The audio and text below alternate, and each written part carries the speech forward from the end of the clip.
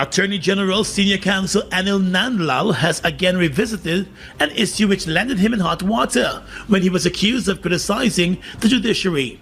The Attorney General is standing firm in his position that a recent court ruling is not in sync with national policy, especially since the country's national interests may be at stake. The case involved U.S. company Conoco Phillips.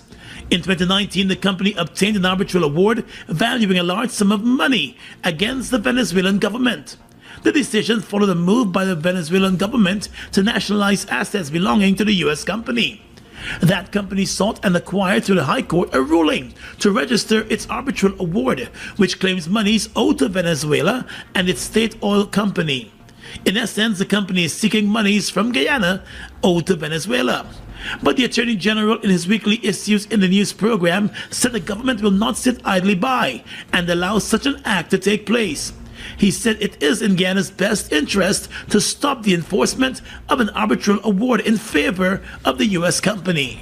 Is it not contrary to the public policy of Guyana, having regard to its national security, having regard to its national sovereignty, having regard to everything that I have said? Is it not against the national policy of our country to permit the registration and enforcement of that award against Venezuela's debt in Guyana?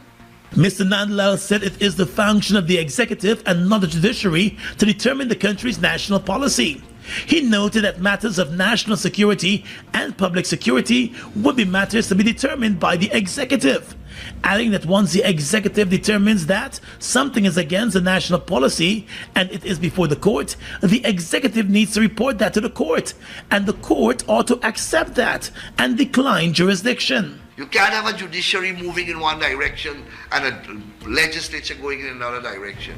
And on this particular matter, the legislature, the parliament of the country, comprising of all the elected representatives of the people, including the executive, the parliament, the elected representatives, the people have spoken in one voice. Mr. Nandall also said national interest matters are for the executive and people to decide, and that decision has already been made at the level of the parliament. Now, unless what the executive determines to be public policy is irrational, is ridiculous, is preposterous, and therefore no reasonable government would say that that is national policy, that it is so irrational that no rational, reasonable government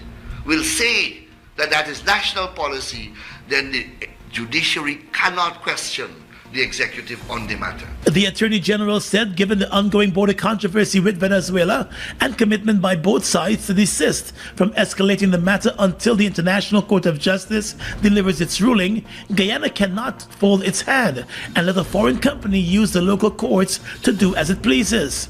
Reports are that the Guyana government's escrow account for the payment of Venezuela has a deposit of more than $32 million under the Petro-Caribbean agreement, and it is from that account that a U.S. company is trying to recoup its money.